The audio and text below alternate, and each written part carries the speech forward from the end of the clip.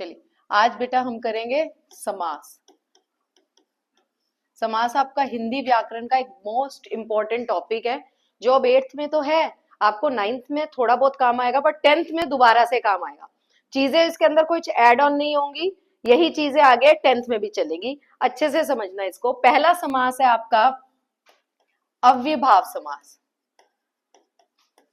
अव्ययभाव समास की पहचान होती है कि इसके अंदर उपसर्ग या प्रत्यय लगता है। जैसे कि हमने बोला प्रत्येक, प्रत्येक मतलब प्रति एक, हर एक, हर एक, तो प्रति इसके अंदर समास लगा। एक का एक, जैसे एक और एक, ये भी उपसर्ग लगा। ठीक है, तो जहां पर उपसर्ग, ज्यादातर उपसर्ग ही होता है, अजन्म, जन्म से, ये सारी चीजें, उसको हम अव्ययभाव समास कहते हैं। सेकंड आपका आ गया तत्पुरुष समास। तत्पुरुष समास की पहचान है, इसको जब विग्रह करते हैं तो कारक का यूज होता है। विग्रह का मतलब क्या होता है? तोड़ना। जैसे कि दिया गया देश भक्त, देश भक्त को हम क्या बोलेंगे? देश का भक्त, देश भक्ति, देश के लिए भक्ति। देश निकाला, देश से निकाला, तो देश का भक्त में का आ गया, देश से निकाला में से आ गया, देश के लिए भक्ति में के लिए आ गया। तो ये आपके क, के, की, से, ने, के लिए, ये सब क्या है? कारक। जहां पे कारक का प्रयोग होता है उसको हम बोलते हैं तत्पुरुष समास। नेक्स्ट आपका आ गया थर्ड नंबर द्विगु समास। द्विगु की पहचान होती है काउंटिंग, संख्या, जिसमें भी संख्या हो। जैसे चौराहा, चार राहों का समूह, चार राहें। ठीक है। पंचवटी, पांच वटों का समूह। नवरत्न, 9 रत्नों का समूह। तो समूह आ गया ना, 9, 5, 4, है ना। त्रिनेत्र हम करते हैं तो हम आगे वाले में बताऊंगी, बहुव्रीहि में आता है त्रिनेत्र। अगर हम करें त्रिदेव, तो 3 देवों का समूह। तो त्रिदेव हम किसको कहते हैं? ब्रह्मा, विष्णु, महेश जी। तो हमने बोला त्रिदेव, त्रिदेव मतलब 3 देवों का समूह। तो यहाँ पे 3 की काउंटिंग आ गई। ठीक है, तो जहां पर भी काउंटिंग होती है उसको हम द्विगु कहते हैं। फोर्थ आपका आता है द्वंद्व। द्वंद्व होता है जहां ये हाइफन लगा होता है, हाइफन को हटाओ और आ जाता है। जैसे माता हाइफन करके पिता, धूप हाइफन करके बत्ती, जल हाइफन पान। तो आप क्या बोलोगे?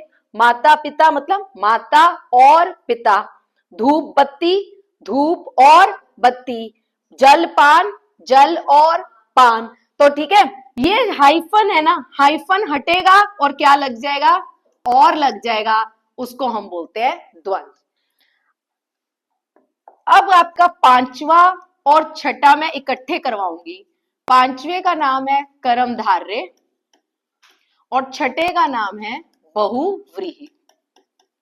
कभी कभी आपको क्वेश्चन में ना एक ही चीज दी होती है और वो आपको बोलते हैं कि बताओ समास कौन सा। अगर तो विग्रह किया होगा तो आपको पता चल जाएगा, अगर विग्रह नहीं किया तो आपकी मर्जी, आप उसको कैसे विग्रह कर रहे हो। जैसे विग्रह का मतलब समझ गए, सेपरेशन।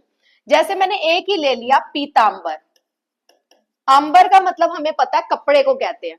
मैं इसको 2 तरीके से अगर करूं, मैंने पहले करा पीला है जो अंबर, मतलब पीला है जो कपड़ा, और दूसरा मैंने करा पीले हैं वस्त्र, मतलब अंबर मतलब वस्त्र जिसके, और हमें पता है पीले वस्त्र किसके होते हैं?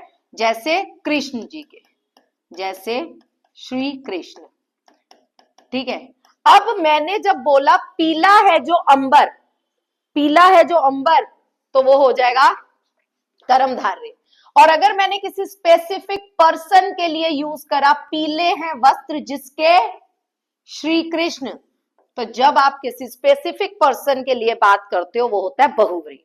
अब मैं आपको एक वर्ड बोलूंगी, अगर मैंने आपको वहां दिया नीलकंठ, नीला है जो कंठ, कौन सा है समास? आप कहोगे कर्मधारय। लेकिन अगर मैंने बोला नीला है कंठ जिसका, शिव, तो आप कहोगे बहुव्रीहि। क्योंकि नीला है कंठ जिसका, नीलकंठ शिव कहलाते हैं। और मैंने कहा जैसे शिव, तो आप कहोगे बहुव्रीहि। और अगर मैंने कहा नीला है जो कंठ, तो वो कोई भी हो सकता है, तो आप कहोगे कर्मधारय। लेकिन अगर मैंने नॉर्मल का नीलकंठ एक शब्द है, आप इसका विग्रह करो, समास बताओ। अगर आप बेटा वहां पे कर रहे हो नीला है कंठ जिसका शिव और लिख कर्मधारय रहे हो, तो गलत हो जाएगा। तो वो आपकी मर्जी, आप उसको कर्मधारय के लिए करो या आप उसको बहुव्रीहि। क्लियर हो गया आप सबको? ये आपके सारे समास है। क्लियर?